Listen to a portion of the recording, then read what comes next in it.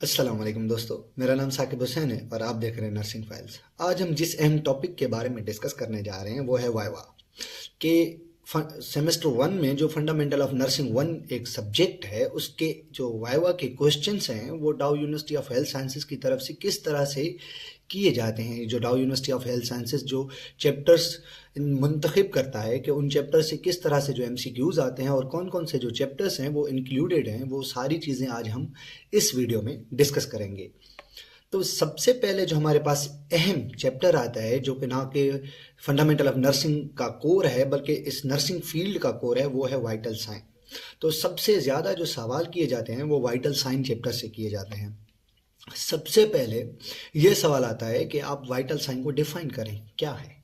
तो हमारी डेफिनेशन यही होगी कि वाइटल साइन, जिन्हें हम साइंस ऑफ लाइफ कहते हैं या कार्डिनल साइंस कहते हैं, जो 5 किस्म के बेसिक जो साइंस होते हैं उन पे जो है वो डिपेंड करते हैं। Number 1 body temperature, number 2 pulse, number 3 respiration, number 4 blood pressure, number 5 pain. तो ये पांचों चीज़ें आपको फिंगर टिप्स पे याद होनी चाहिए, ये आपसे हमेशा पूछी जाती हैं।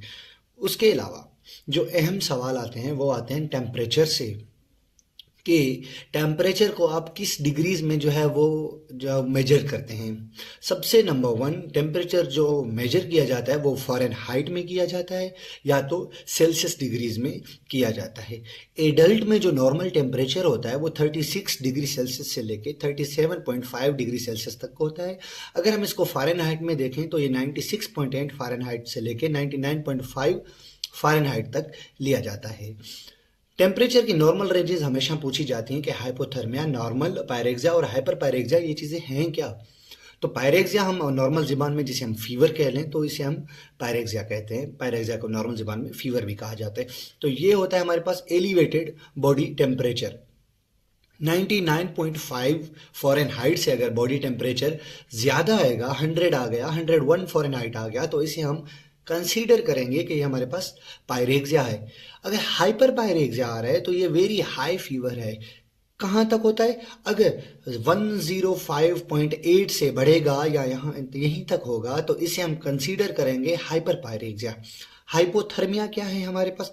हाइपोथर्मिया है हमारा कोर बॉडी टेम्परेचर नॉर्मल जिससे कम हो, बॉडी टेम्परेचर कोर से कम हो।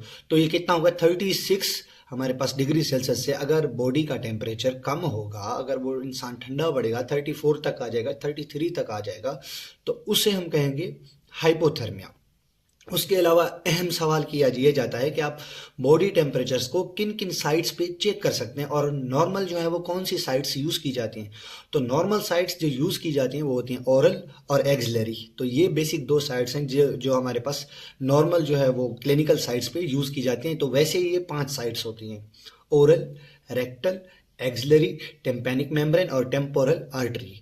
तो यहाँ तक हमारे पास टेम्परेचर का पोर्शन खत्म होता है। टेम्परेचर में यही चीज़ें हैं जो वाइवा में एमसीक्यू क्वेश्चन के तौर पे पूछी जाती हैं।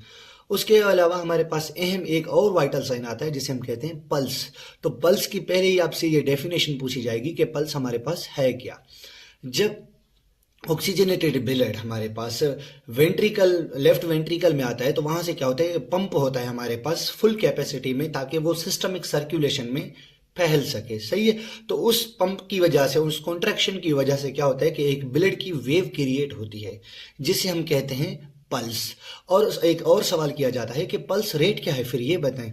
तो 1 मिनट में कितनी बीट्स, कितनी जो है वो कॉन्ट्रैक्शन हो रही है लेफ्ट वेंट्रिकल की, जिसकी वजह से ब्लड जो है वो सिस्टमिक सर्कुलेशन में आ रहा है, तो उस 1 मिनट के को हम कहेंगे पल्स रेट, जो बेसिकली हमारे पास बीपीएम कहलाया जाता है और ये 75 तक होता है। इसको हमेशा याद रखिए। उसके अलावा अहम और सवाल ये किया जाता है कि पल्स की आप साइट्स डिफाइन करें कि कौन कौन सी जो साइट्स हैं जिनमें पल्स को जो है वो चेक किया जाता है। बेसिक आ जाती है हमारे पास carotid, popliteal, brachial, apical, posterior tibial, dorsalis pedis, radial और फीमोरल। ये अहम हमारे पास पल्स की साइट्स हैं जिनमें हमारे पास पल्स को चेक किया जा सकता है। उसके अलावा एक और अहम सवाल ये किया जाता है कि पल्स के करेक्टरिस्टिक्स आप हमें बताएं कि पल्स के करेक्टरिस्टिक्स हैं क्या। तो इसमें आ जाता है रेट, रिदम और वॉल्यूम। तो ये तीनों चीज़ें हमारे पास पल्स के करेक्टरिस्टिक्स में आती हैं। और एक अहम सवाल कि वो कौन से फैक्टर्स हैं जो पल्स के रेट को जो है हमारे पास इन्फ्लुएंस करते हैं। ठीक है। नंबर 1 आ जाता है age, exercise, fever, medication, hypovolemia, stress, position और पैथोलॉजी, कोई भी डिजीज की कंडीशन हो जब, तो ये हमारे पास पल्स जो वाइटल साइन का अहम पार्ट है, अहम कंपोनेंट है, उसके यही एमसीक्यूज हैं, जो क्वेश्चंस हैं जो पूछे जाते हैं हमेशा। तो ये साइड्स हैं, ये पपलीटियल की साइड्स आ गई हमारे पास, उसके अलावा ये पोस्टीरियर टिबियल आ गई, डोर्सल पेडिस आ गई। जो अहम चेक की जाती है वो रेडियल, ब्रेकियल और कैरोटिड, ये अहम जो है वो साइड्स हमेशा पूछी जाती हैं और ये चेक की जाती हैं हमेशा। उसके अलावा टेम्पोरल भी कभी कभी चेक की जाती है। जो अहम है वो 3 है, ब्रेकियल, रेडियल और कैरोटिड, ये अहम हैं जो हमेशा चेक की जाती हैं। उसके अलावा नॉर्मल रेंजेस क्या है पल्स की और रेस्पायरेशन की, दोनों वाइटल साइन का अहम पार्ट है। तो अगर हम एज के हवाले से देखें, एज को अपना सब्जेक्ट बना के देखें, तो एज के हवाले से हर इंसान में ये वे जो वेरिएशंस हैं वो चेंज होती रहती हैं। जैसे न्यूबॉर्न बेबी हो गया तो उसमें पल्स जो एवरेज आती हैं वो 130 तक आती हैं और 130 जो है वो नॉर्मल गिनी जाती है। तो ये रेंजेस कहाँ तक होती हैं, 80 से लेके 180 तक भी ये कंसीडर नॉर्मल की जाती हैं। उसके अलावा 1 साल का अगर बच्चा है तो उसमें 120 तक बेसिकली आती हैं एवरेज, और उसके अलावा 80 से लेके 140 तक भी हमारे पास आ सकती हैं। तो जैसे ही जैसे उम्र बढ़ती जाएगी ये हमारे पास रेंजेस कम होती जाएंगी। तो 5 साल से लेके 8 साल तक जो बच्चे होते हैं उनमें पल्स का जो रेट होता है वो 100 तक होता है एवरेज। लेकिन अगर नॉर्मल की बात की जाए तो 75 से लेके 120 तक ये हमारे पास महसूस की जाती हैं। 10 ईयर तक के बच्चे तक हमारे पास ये होती हैं 70 तक, और ये 50 से लेके 90 तक हमारे पास एवरेज होता है इनका। टीन एज एडल्ट और ओल्डर एडल्ट भी इसी कैटेगरी में आते हैं। तो ये हमारे पास नॉर्मल रेंजेस हो गई। उसके अलावा रेस्पायरेशन, ब्रीथिंग कितने हमारे पास रेंजेस में आ जाती हैं, उसकी भी नॉर्मल वैल्यूज हमेशा याद रखें, ये पूछी जाती हैं। न्यू बोर्न में 35 रेस्पायरेशन बच्चा लेता है, उसके अलावा 30 से लेकर 60 तक जो है वो एवरेज नॉर्मल गिनी जाती है। तो ये इनकी नॉर्मल साइड्स हैं, इनको हमेशा याद रखें, मैं एक एक को डिस्कस नहीं कर सकता। उसके अलावा रेस्पायरेशन के बारे में अगर हम बात करें तो ये हमारे पास तीसरे नंबर पे आता है और ये बहुत अहम है वाइटल साइन। रेस्पायरेशन की हमेशा डेफिनेशन पूछी जाती है, तो डिफाइन वो रेस्पायरेशन क्या है। रेस्पायरेशन तो ये एक टफ ब्रीथिंग है जिसमें इंस्पायरेशन एयर को किया जाता है, जिसमें ऑक्सीजन जो है वो बाइंड होती है हमारे पास किसके साथ, हीमोग्लोबिन के साथ, आरबीसीज के साथ, और एक्सपायरेशन करते हैं हम CO2 को। अहम टर्म्स हैं जो हमेशा पूछी जाती हैं वाइवा में, जो आपसे जो वाइवा ले रहा होता है वो आपसे एक एक सेकंड के बाद ये पूछता जाता है, 2-2, 3-3 सेकंड के बाद आपसे हमेशा ये सवाल करेगा कि आप टेकीपीनिया को डिफाइन करें क्या है। तो आपके पास 3 से 4 सेकंड होंगे कि उसको डिफाइन करें आप। टेकीपीनिया हमारे पास बेसिकली रैपिड ब्रीथिंग है।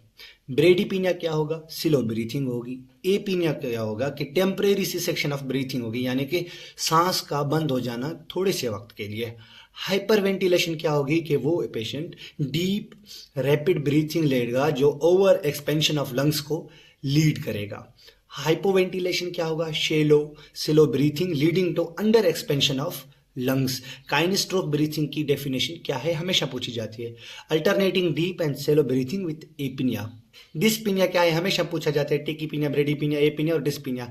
एपीनिया और डिस्पीनिया में हमेशा बच्चे परेशान हो जाते हैं कि इनकी है क्या। जहां पर भी आप डिस का लफ्ज सुने तो वहां पर डिफिकल्टी हमेशा सोचें। ए का जहां पर भी लफ्ज सुने तो एपीनिया, जैसे ए मतलब एब्सेंट, यानी कि जो ब्रीथिंग होगी वो सी सेक्शन होगी, टेम्परेरी वक्त के लिए बंद हो जाएगी। एपीनिया में क्या होगा कि डिफिकल्टी इन ब्रीथिंग होगी, या सांस लेने में बहुत दुश्वारी हो रही होगी। ऑर्थोपीनिया के बारे में हमेशा पूछा जाता है, तो ये difficulty breathing accept in an upright position. Upright position में पेशेंट को जो है वो ये डिफिकल्टी ब्रीथिंग नहीं होती, लेकिन जो पेशेंट बैठे होते हैं उनको जो है वो ये डिफिकल्टी इन ब्रीथिंग ज़्यादा हो रही होती है। उसके अलावा अहम वाइटल साइन जिससे हमेशा क्वेश्चन ये किया जाता है कि ब्लड प्रेशर क्या है, सही है। तो ब्लड प्रेशर जो हम मेजर करते हैं ना, ये हमेशा हमारे पास टर्म पूछी जाती है कि आप किस जो है वो वेरिएशन में मेजर करते हैं ब्लड प्रेशर को। तो ये हमेशा मिलीमीटर पर मर्क्यूरी में जो है वो मेजर किया जाता है ब्लड प्रेशर, mmHg। Hg जो है वो मर्क्यूरी का साइन है, यानी मिलीमीटर पर मर्क्यूरी। और आपसे एक और अहम सवाल की ये किया जाता है कि सिस्टोलिक और डिस्टोलिक को डिफाइन करें। तो सिस्टोलिक में ये होता है कि जब हमारे पास ब्लड प्रेशर, जब हमारे पास बॉडी लेफ्ट वेंट्रिकल से ब्लड को पूरी सिस्टमिक सर्कुलेशन में जो है वो फेंक रही होती है थ्रू आयोटा, तो इस हम प्रेशर को नाम देते हैं सिस्टलिक, जिससे एक प्रेशर क्रिएट होता है जिसे ऊपर वाला प्रेशर कहा जाता है और ये नॉर्मल होता है 120 तक। डिस्टलिक प्रेशर क्या है? जब हमारे पास लेफ्ट वेंट्रिकल में वही ऑक्सीजनेटेड ब्लड फिल हो रही होती है जिसकी वजह से वो स्ट्रेच हो रहा होता है, तो इसको हम नाम देते हैं डिस्टलिक का, जिसे हम आम लफ्जों में कहते हैं नीचे वाला ब्लड प्रेशर, जो बेसिकली 80 तक होता है। ऐसे कौन कौन से फैक्टर्स हैं जो इस ब्लड प्रेशर को हमारे पास अफेक्ट कर रहे होते हैं? Exercise, stress, gender, medication, obesity, diurnal variation, medical condition और टेम्परेचर। ये बेसिकली फैक्टर्स हैं जो अफेक्ट कर रहे होते हैं ब्लड प्रेशर को, हमेशा पूछे जाते हैं। सिस्टलिक और डिस्टलिक हमेशा याद कर लीजिए कि इनकी डेफिनेशन क्या है और ब्लड प्रेशर को किस हमारे पास डिग्री में मेजर किया जाता है। तो ये होता है mmHg यानी मिलीमीटर पर मर्क्यूरी। उसके अलावा कुछ अहम टर्म्स रिलेटेड होते हैं ब्लड प्रेशर के साथ, उनको भी हमेशा पूछा जाता है कि हाइपरटेंशन क्या है, हाइपोटेंशन क्या है, ऑर्थोस्टैटिक हाइपोटेंशन क्या है। तो ऑर्थोस्टैटिक हाइपोटेंशन वो चीज़ है जिसमें ब्लड प्रेशर ड्रॉप होता है सिटिंग और स्टैंडिंग पोजीशन में। तो ये हाइपरवेंटिलेशन कहाँ तक जो ब्लड प्रेशर पहुंचेगा तो उसको हम हाइपरटेंशन की कैटेगरी में कंसीडर करेंगे।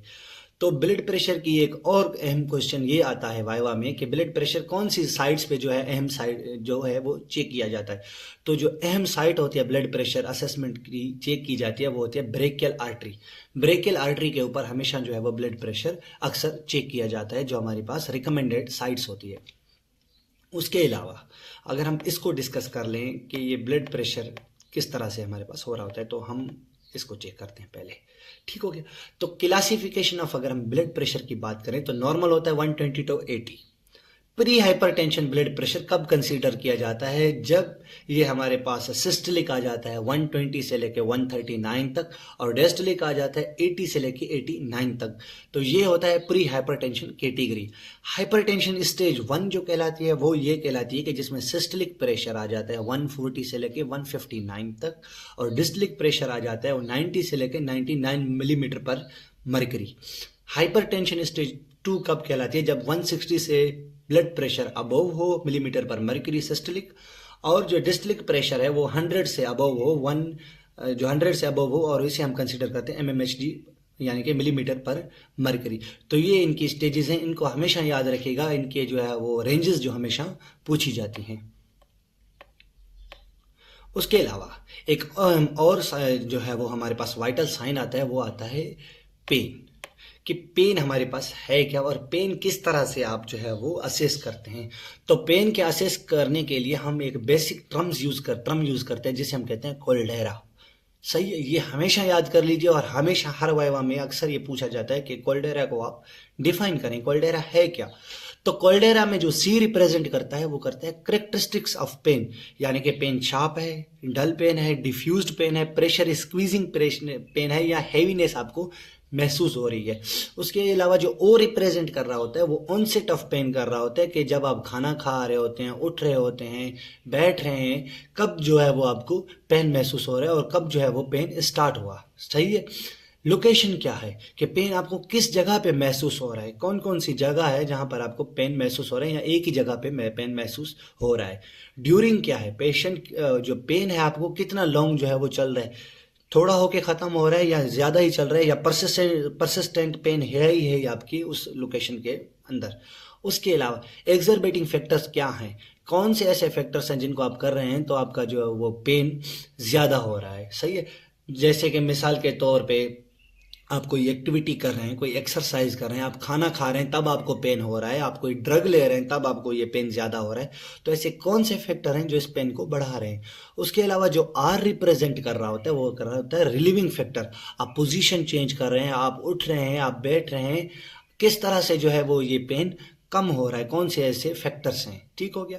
उसके अलावा रेडिएटिंग पेन हो रहा है, मिसाल के तौर पे अगर किसी भी पेशेंट को राइट हाइपोकॉन्ड्रिक रीजन में पेन है तो वो रेडिएट हो रहा है बैक साइड पे या नहीं हो रहा, तो इसको हम कह रहे हैं कि स्प्रेड होना पेन का, पेन कहाँ कहाँ आपकी बॉडी में फैल रहा है। उसके अलावा ये एक और टर्म यूज की जाती है एसोसिएट फैक्टर्स, जिसमें हम ये देखते हैं कि इसके साथ आपको कौन से जो है वो और सिम्टम्स जाहिर हो रहे हैं, जैसे नोजिया, वोमिटिंग वगैरह, ये सारी चीज़ें आपको पेन में हो रही हैं।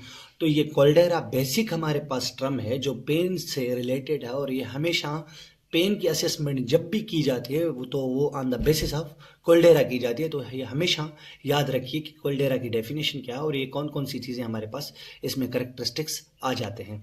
उसके अलावा एक और अहम कि पेन की मेजरमेंट स्केल्स हैं कौन से, तो जो एक बेसिक मेजरमेंट स्केल यूज़ किया जाता है जिसे हम कहते हैं न्यूमेरिक पेन रेटिंग स्केल, जो 0 से लेकर 10 तक होता है।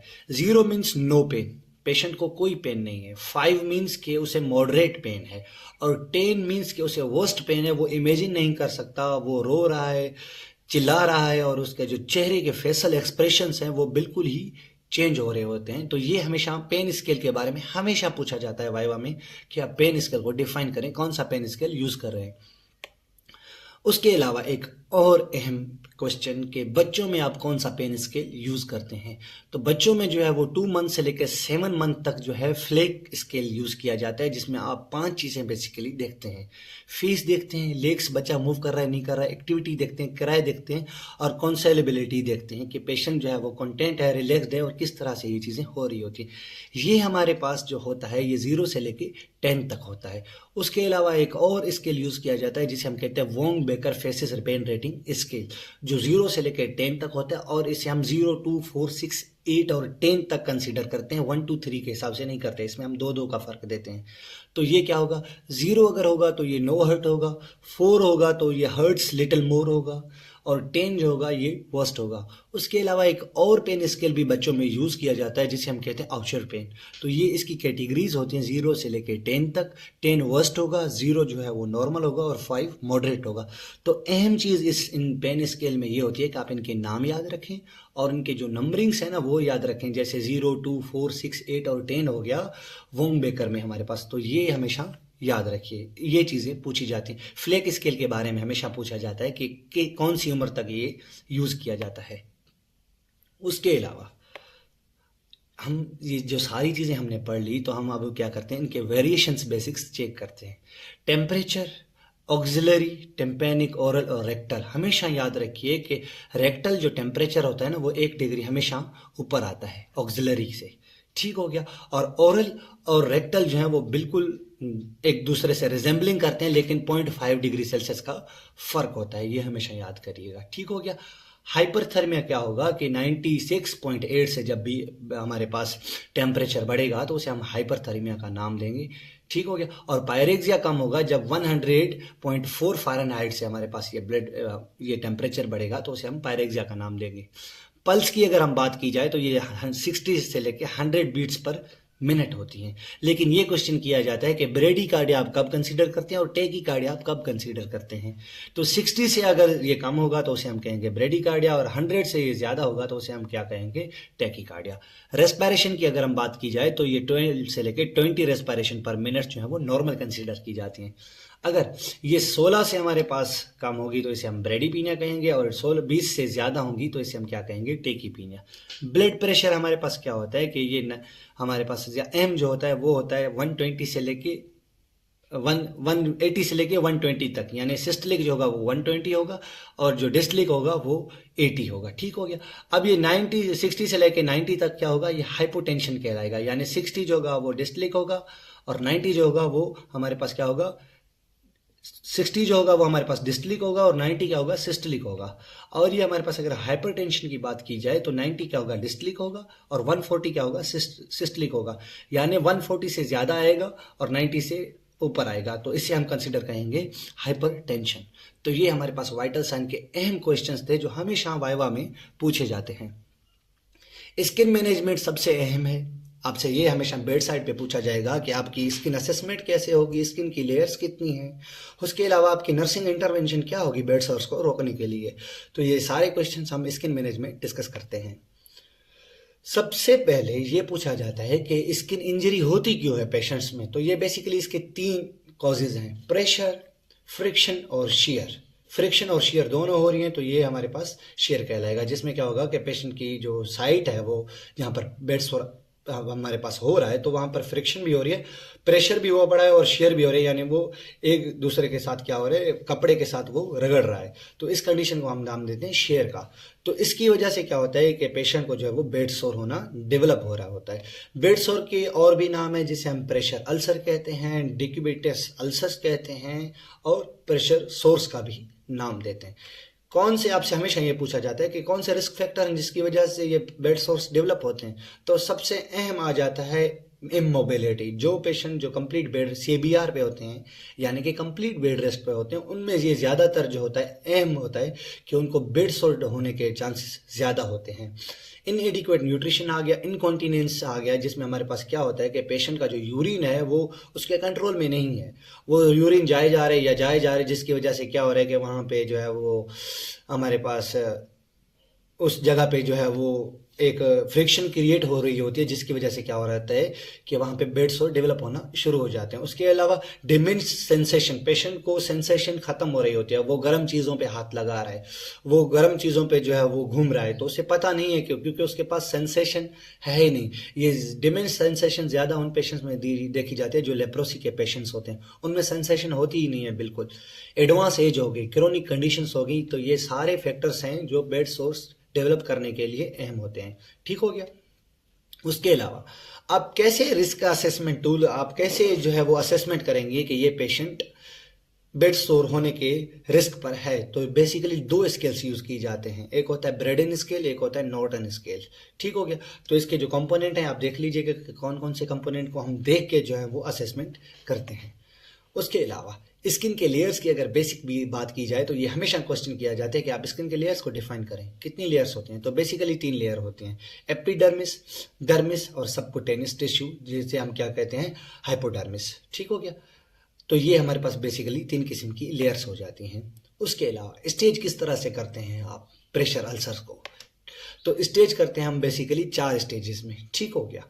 नंबर 1 स्टेज वो आ जाती है जिसमें आ जाते हैं नॉन ब्लैकेबल एरिथमियास, जिसमें क्या होता है कि एक रेडनेस क्रिएट हो जाती है पेशेंट की स्किन के ऊपर। ठीक हो गया। जिसमें हमारे पास सिर्फ और सिर्फ एपिडर्मिस इन्वॉल्व हो जाती है। उसके अलावा स्टेज 2 में क्या होता है कि पार्शियल थिकनेस स्किन की लॉस हो जाती है, जिसमें हमारे पास क्या होता है कि ओनली जो बेड सोर होता है वो हमारे पास डर्मिस तक इन्वॉल्व होता है, यानी कि एपिडर्मिस और डर्मिस दोनों इन्वॉल्व हो जाती हैं। नंबर 3 में क्या आ जाता है कि फुल स्किन की जो है वो स्टेज 3 में स्किन फुल जो है वो लॉस हो जाती है, जिसमें ये होता है कि मसल्स तक की इन्वॉल्वमेंट होना शुरू हो जाती है। तो ये एपिडर्मिस, डर्मिस और हमारे पास ये क्या हो गई, हाइपोडर्मिस, और ये मसल्स की इन्वॉल्वमेंट भी हो गई। उसके अलावा क्या होता है कि स्टेज 4 में ये होता है कि आप जो बोन्स हैं वहां तक जो है वो स्किन जो हमारे पास बेड सोर होता है वो फैल जाता है और बोन्स तक जाके वहां पर क्या करता है कि टिश्यूज की निक्रोसिस होना शुरू हो जाते हैं, जिनको रिकवर करना बहुत मुश्किल होता है। तो ये बेसिकली 4 स्टेजेस हैं, इनको हमेशा याद रखिए। और ये चारों स्टेजेस के करेक्टरिस्टिक्स हमेशा पूछे जाते हैं। आपसे ये पूछा जाएगा कि स्टेज 2 में क्या होता है, स्टेज 3 में क्या होता है, स्टेज 1 में क्या होता है, तो ये करेक्टरिस्टिक्स हमेशा याद रखें। उसके अलावा अहम चीज़ के कौन कौन सी साइट्स हैं जो हमारे पास इन्वॉल्व होती हैं प्रेशर अल्सर्स के लिए।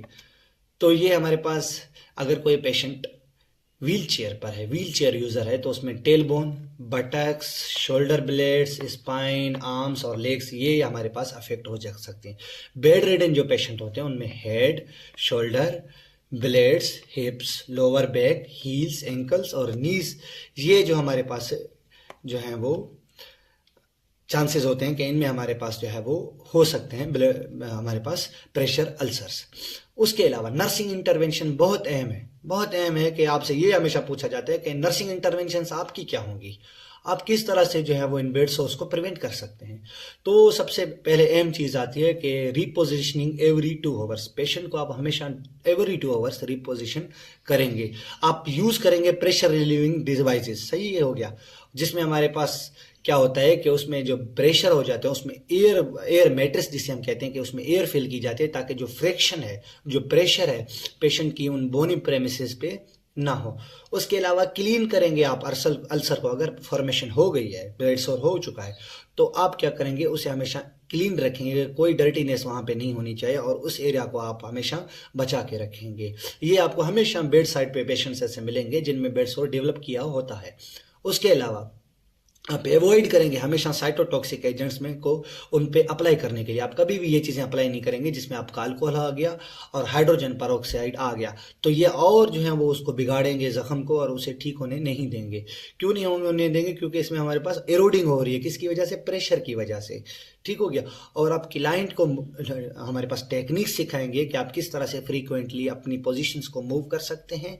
उसके अलावा आप उन्हें ये बताएंगे आप खुद को हमेशा हाइड्रेट रखें, पानी ज़्यादा पिएं, जिसकी वजह से क्या होगा कि आपकी स्किन जो है वो ड्राई नहीं होगी। ठीक हो गया। और उसके अलावा आप क्या करेंगे कि वहाँ पे इनकॉन्टीनेंस का अगर पेशेंट है तो आप उसके हमेशा ये रखेंगे कि उसे कभी भी हमारे पास ड्राई नहीं हो, उसे कभी भी जो है वो वेट नहीं होने देंगे। आप उसकी स्किन को हमेशा ड्राई रखने की कोशिश करेंगे ताकि वहाँ पर बेड सोर डेवलप ना हो सके। तो थैंक यू सो मच, आपने यहाँ तक वीडियो देखी। इससे ज़्यादा मेरे ख्याल में कोई भी वाइवा में क्वेश्चंस FON के लिए नहीं आता। यही 2 चैप्टर हैं अहम जो वाइवा में हमेशा पूछे जाते हैं।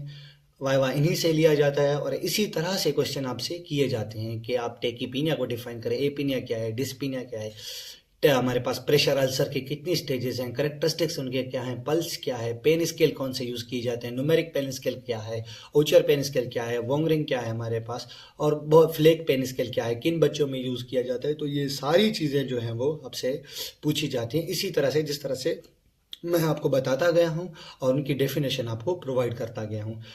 तब तक के लिए अल्लाह हाफिज़। इंशाल्लाह मिलते हैं अगली वीडियो में। शुक्रिया।